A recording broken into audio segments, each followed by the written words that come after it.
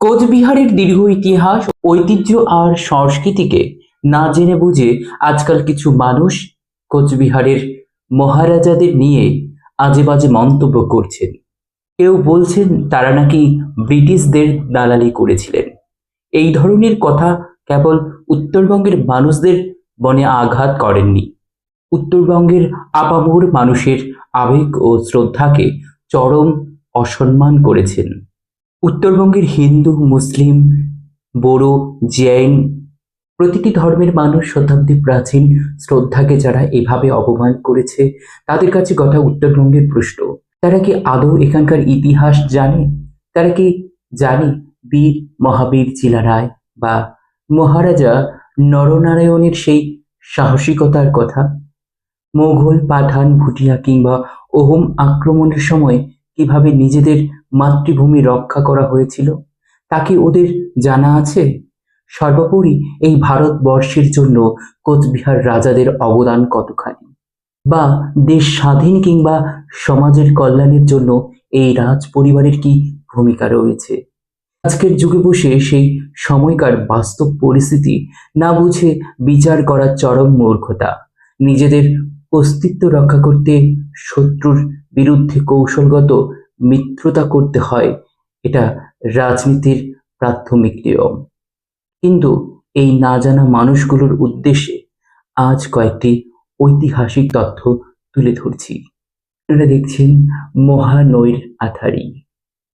আপনারা যারা কোচবিহার রাজবাড়ি এবং রাজ পরিবারকে নিয়ে আবুল তাবুল কথা বলছেন, আগে তথ্যগুলো জেনে নেওয়া খুব দরকার। ভারতের স্বাধীনতায় কোচবিহার রাজ পরিবারের অবদান। কোচবিহার করদ মিত্র রাজ্য হওয়ায় এখানে ব্রিটিশ পুলিশের আইন সরাসরি চলত না, তাই বহু স্বাধীনতা সংগ্রামী এখানে এসে নিরাপদে আশ্রয় পেতেন।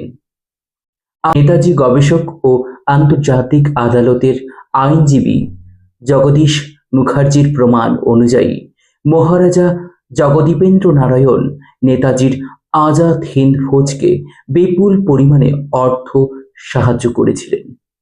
স্বাধীনতা সংগ্রামের অন্যতম নায়ক শরৎচন্দ্র বসুর সাথে মহারাজার গভীর সম্পর্ক ছিল। এমনকি স্বাধীনতার মাত্র 8 দিনের পর 1947 সালের 23শে আগস্ট গান্ধীজি স্বয়ং মহারাজার কলকাতার বাসভবনে গিয়েছিলেন।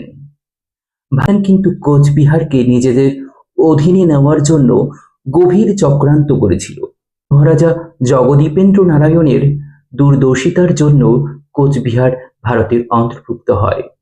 1947 সালের 15ই আগস্ট তিনি নিজের হাতে ভারতীয় জাতীয় পতাকা উত্তোলন করেছিলেন। আধুনিক ভারতের গঠনে কোচ রাজপরিবারের ছোঁয়া। আজ যারা বড় বড় কথা বলছেন, তারা কি জানেন বর্তমান আপনার যেসব সুযোগ সুবিধা ভোগ করছেন তার পিছনে এই রাজ পরিবারের অবদান কতটা? শিক্ষায় অবদান। বিখ্যাত যাদবপুর বিশ্ববিদ্যালয়ের প্রতিষ্ঠার জন্য মহারাজা নৃপেন্দ্র নারায়ণ 28,000 টাকা দান করেছিলেন। আপনি হয়তো ইতিহাস পড়লে জানবেন 1943 সালের ভয়াবহ দুর্ভিক্ষের সময় যখন বাংলায় লক্ষ লক্ষ মানুষ না খেতে পেরে মারা যাচ্ছিল, তখন কোচবিহারের মহারাজা 1,20,00,000 কেজি চাল দিয়ে সাহায্য করেছিলেন। এমনকি গৃহহীন মানুষদের জন্য লঙ্গরখানা খুলে দিয়েছিলেন। আমাদের শিলিগুড়ি চিকেন স্নেক এলাকার রক্ষা পাওয়ার কিংবা দার্জিলিংয়ের রাজভবন, জিটিএ ভবন, Elgin hotel, Darjeeling gymkhana club থেকে শুরু করে কলকাতার ঐতিহাসিক ইন্ডিয়া ক্লাব, সবই এই রাজপরিবারের অবদান। ভারতীয় ক্রিকেট বোর্ড, বিসিসিআই এবং সিএবির আজীবন সদস্য ছিলেন মহারাজা। ভারতের সবচেয়ে বড় টুর্নামেন্ট কোচবিহার ট্রফি কিন্তু এই রাজ পরিবারের দেওয়া স্মৃতিচিহ্ন। মহারাজা নৃপেন্দ্র নারায়ণকে বলা হয় আধুনিক কোচবিহারের রূপকার। তিনি শুধু একজন রাজাই ছিলেন না, ছিলেন শিক্ষা, স্বাস্থ্য, ক্রীড়া এবং সংস্কৃতির অন্যতম পৃষ্ঠপোষক। এবার একাধারে করে গেছে নীরবে, নিভৃতে।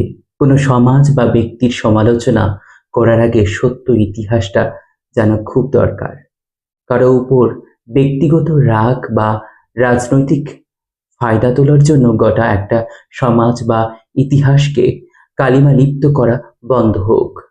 আমরা চাই কোচবিহার ও উত্তরবঙ্গের এই গৌরবময় ইতিহাস পাঠ্যপুস্তকে অন্তর্ভুক্ত করা হোক, যাতে আগামী প্রজন্ম নিজেদের শিকড় সম্পর্কে সত্যটা জানতে পারে।